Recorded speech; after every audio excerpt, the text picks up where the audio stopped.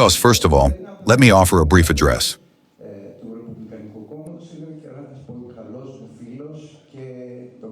Nikos is not just an exceptional academic.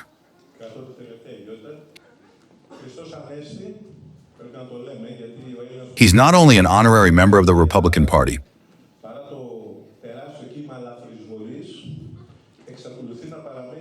He is also, I must say, a dear friend, and I welcome him to the podium.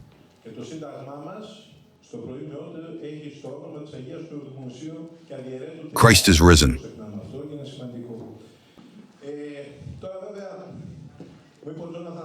We must say it, because the Greek Prime Minister forgot that Greece, despite the massive wave of illegal invasion, still remains over 80% an Orthodox Christian state.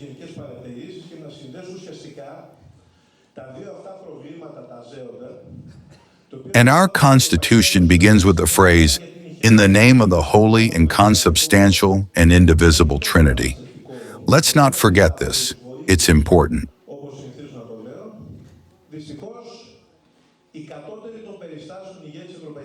Now, of course, Jonah asked me to speak about the Greek model.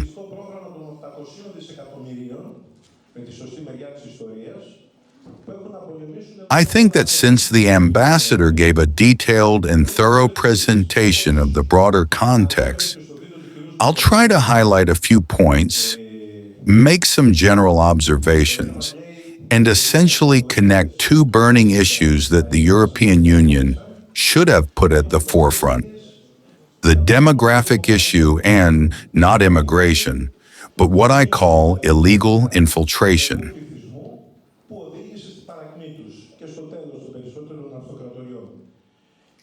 Unfortunately, the EU leadership, clearly unworthy of the moment, are instead preoccupied with an €800 billion armament program, fighting on the right side of history, as they say, though that side hasn't seen a real war in 80 years.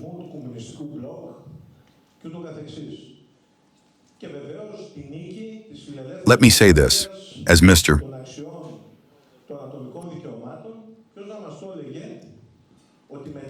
Moloch II's video mentioned, history teaches us that empires faltered, decayed, and eventually collapsed.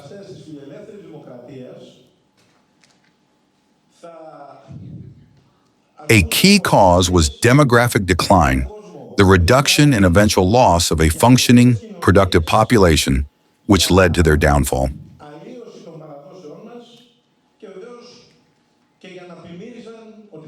As a university professor of history, I must point out certain historical paradoxes.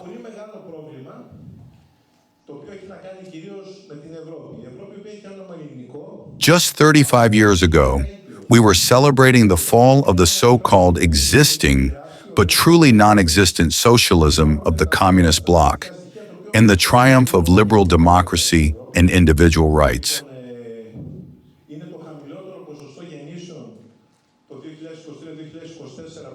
Who would have imagined that 30 years later, those who once represented liberal democracy would promote policies for a world without nations, open societies, the erasure of our traditions, and the flooding of our countries with foreign cultures?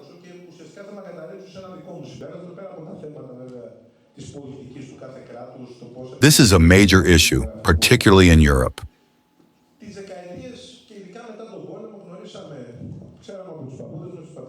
Europe, an ancient Greek name, now truly lives up to its nickname, the Old Continent, as it's aging rapidly.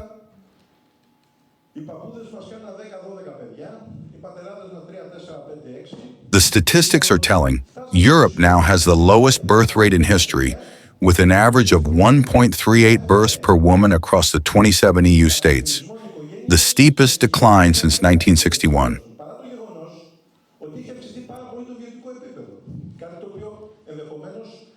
Now here's the paradox.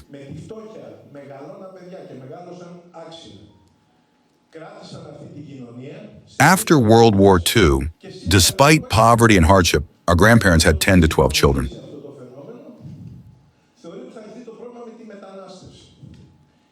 Our parents had 3 to 6.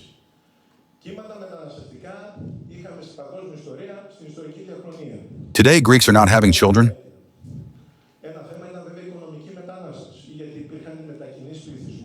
Families now consist more of dogs and cats, despite a much higher standard of living.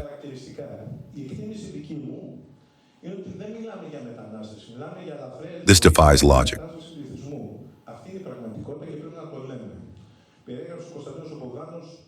In times of poverty, people raised children who carried the nation through.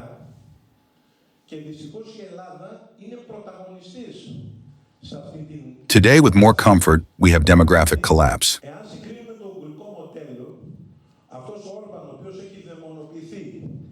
So how does the West address this?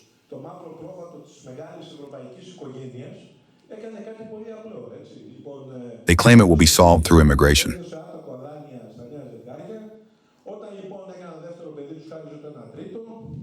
But this is not normal immigration.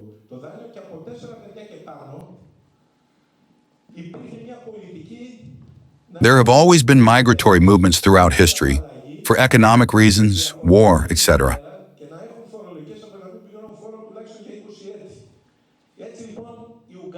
But what we are seeing today is not migration. It is invasion and population replacement.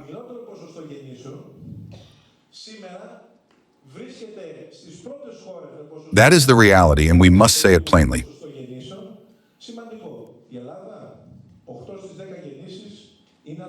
As Konstantinos already described, the data is shocking, and sadly, Greece is at the center of this crisis.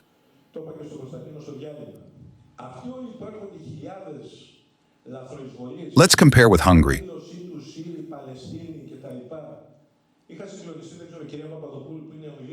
Viktor Orban, demonized and portrayed as the black sheep of the EU, did something very simple. He gave interest-free loans to young couples.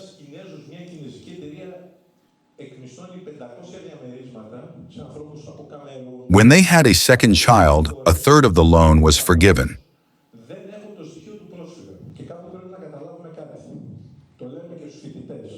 With a third child, the loan was entirely written off.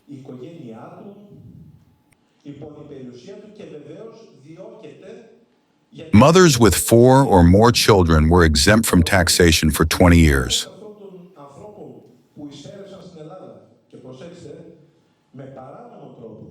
Hungary, once among the countries with the lowest birth rates, now boasts a rate of around 1.56 births per woman, a significant improvement.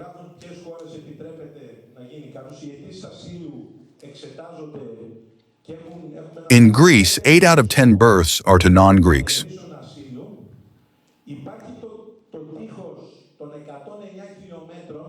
And let me add something I told Konstantinos during the break.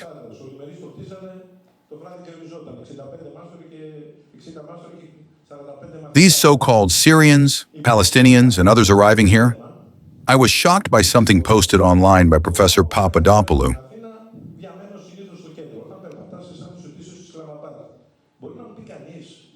She shared that in downtown Athens, a Chinese company is leasing 500 apartments to people from Cameroon and other countries, clearly not refugees.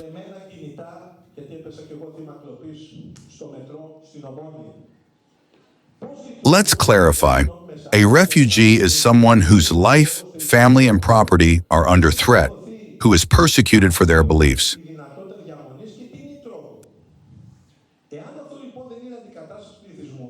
The thousands entering Greece illegally do not meet these criteria.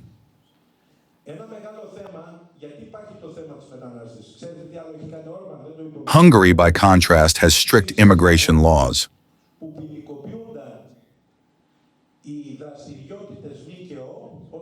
It defines eligible countries, limits asylum applications, and has a 109-kilometer wall, unlike the Everest Wall, which is like a modern-day folk song, built by 65 masons, torn down by night. Now, when I visit Athens and walk through districts like Kalathea, can anyone explain why all the kiosks are run by Pakistanis?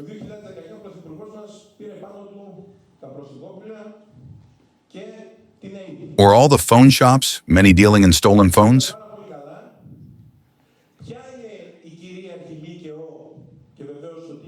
I myself was robbed on the metro at Ammonia.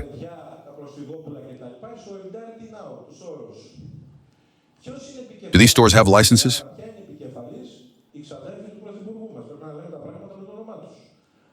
Tax numbers?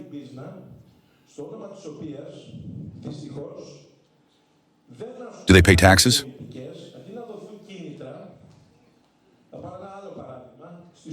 Do they have asylum status?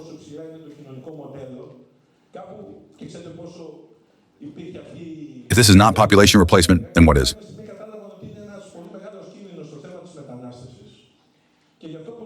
Let's also talk about NGOs.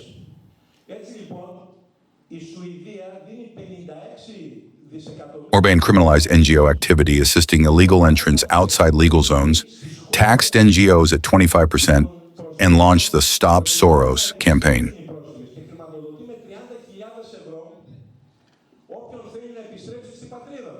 Soros fled Hungary in 2018.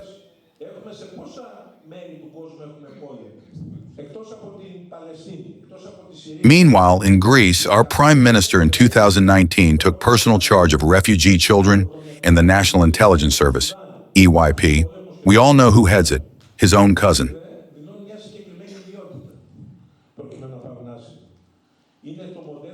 We must call things by their name.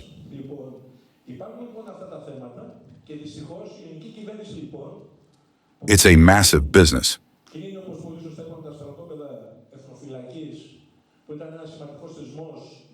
And because of that business, no real family policies are pursued.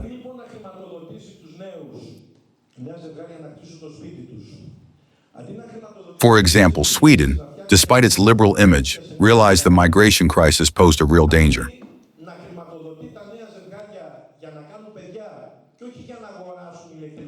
So now they invest 56 billion kroner to support development in origin countries and offer 30,000 euros to any refugee who voluntarily returns home.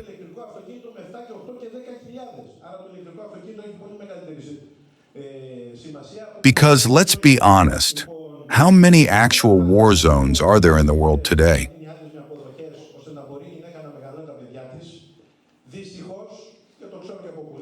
Beyond Palestine and parts of Syria, why are people arriving from Cameroon, Nepal, Sudan, etc., and claiming asylum?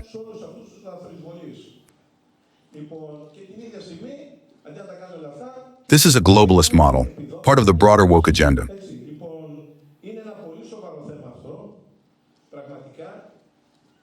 And what is our government doing?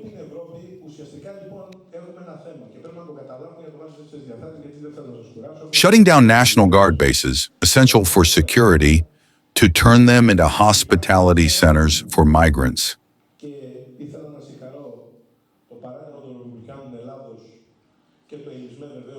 Instead of funding Greek businesses to build affordable housing for young couples, they subsidize electric cars with 7,000 to 10,000 euros, but only give 2,000 euros per child.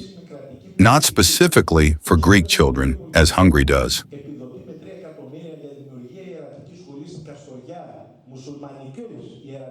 Instead of tax breaks for mothers and paid maternity leave, they raise taxes on large families while handing out benefits and housing to illegal entrants.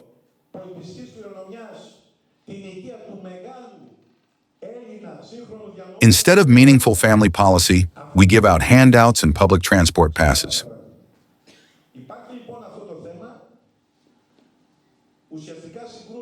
The priorities are backwards.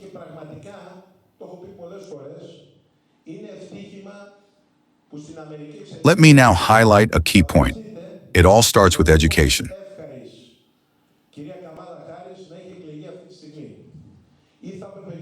In kindergartens, they now teach that there are families with two moms or two dads, as if it's totally natural, that there are many genders, that it's normal to love someone of the same sex.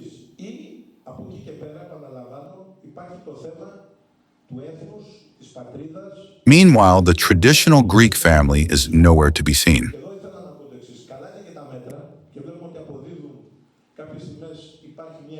It's all a matter of education, national education.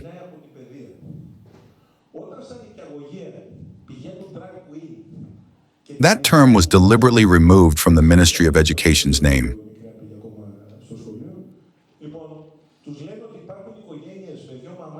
The ministry's logo and letterheads have changed 5 times, costing millions.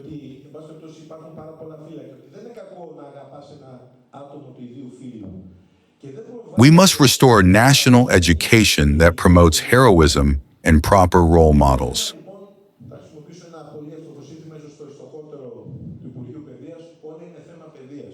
I've said it before at an event in Thessaloniki during the launch of a superb book by Georgos, in the presence of former President and Prime Minister Kostas Karamanlis.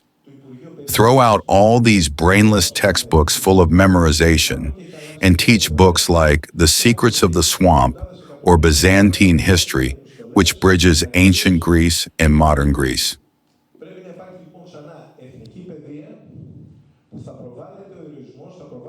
Sadly, universities, where I myself teach, are dominated by post-nationalist ideologies.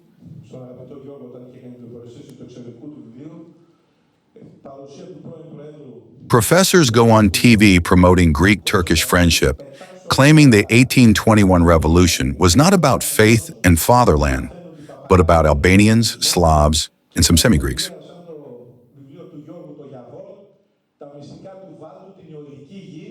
One well-known historian, Mr. Rob Varamis, says this on record.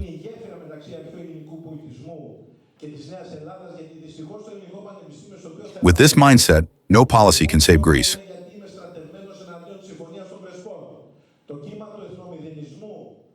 As Konstantinos rightly said, Hellenism is vanishing.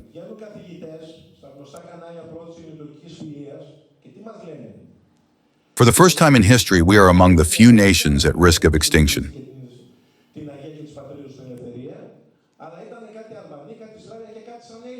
Ancient Persians have no connection to today's Iranians.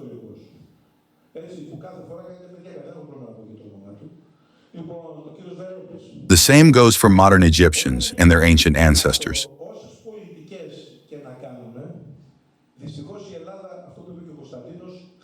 Greece survived because we carried within us a spiritual code. We always fought for our faith and our homeland, for the holy faith of Christ and the freedom of our fatherland.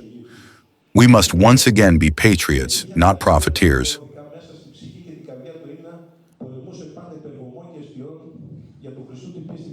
Unfortunately, today's political elite act like a mafia, serving family interests, manipulating the public, and fostering functional illiteracy.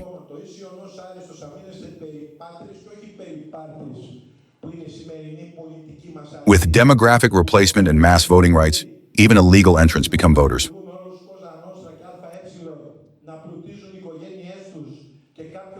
Remember what Mr.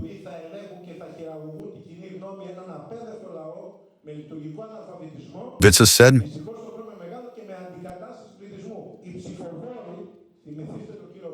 These are the new Greeks, the system's future voters.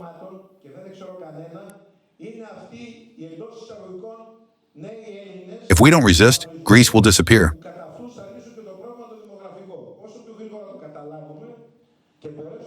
And if that happens, we won't even be here to debate demographics or anything else.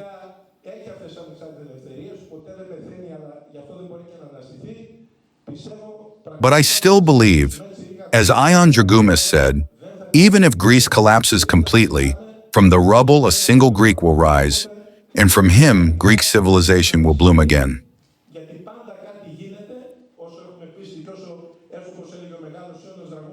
Forgive me if I spoke too long, but I spoke from the heart.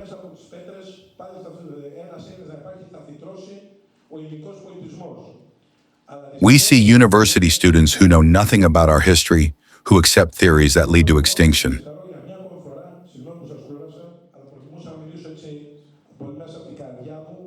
I hope that doesn't happen.